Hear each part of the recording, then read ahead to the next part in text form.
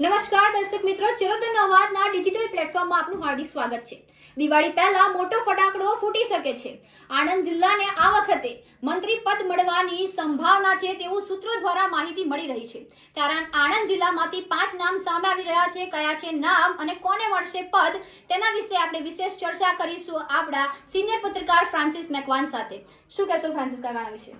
જીનલ, 2022માં ગુજરાત વિધાનસભાની ચૂંટણી યોજાઈ હતી, જેમાંથી આણંદ જિલ્લામાંથી 6 બેઠક ભાજપ હસ્તક કરી હતી અને 1 બેઠક કોંગ્રેસ હસ્તક કરી હતી, જેમાં 6 ધારાસભ્યો બીજેપીના અને 1 ધારાસભ્ય કોંગ્રેસના ચૂંટાયા હતા।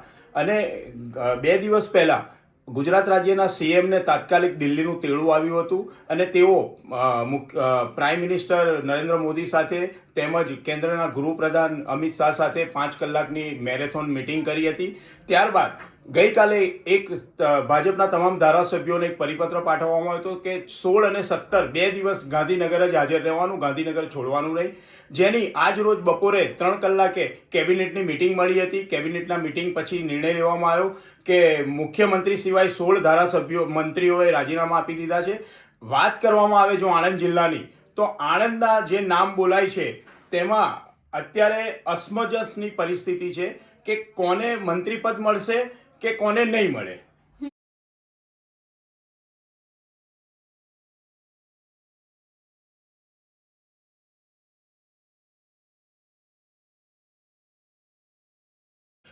જીનલ, રમણભાઈ સોલંકીને તો નાયબ મુખ્ય દંડક તરીકેની જવાબદારી સોંપવામાં આવી હતી।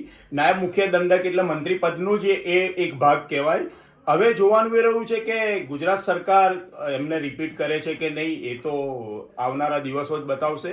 પરંતુ જે ધારાસભ્યો છે, જેમાં એક નામ ચોક્કસ છે અત્યારે કે વિપુલભાઈ પટેલ સોજિત્રાના જે ધારાસભ્ય છે તેમનું નામ બોલાય છે, તેમ છતાં બી સૌથી આણંદની સીટ પરથી યોગેશભાઈ પટેલ જે જીત્યા હતા, તેમણે હમણે આણંદની અંદર બધા લોક ઉપયોગી કામો તેમજ સરકારની કરોડો રૂપિયાની ગ્રાન્ટ લાવીને રોડ, રસ્તા, ડ્રેનેજની કામગીરી કરી છે।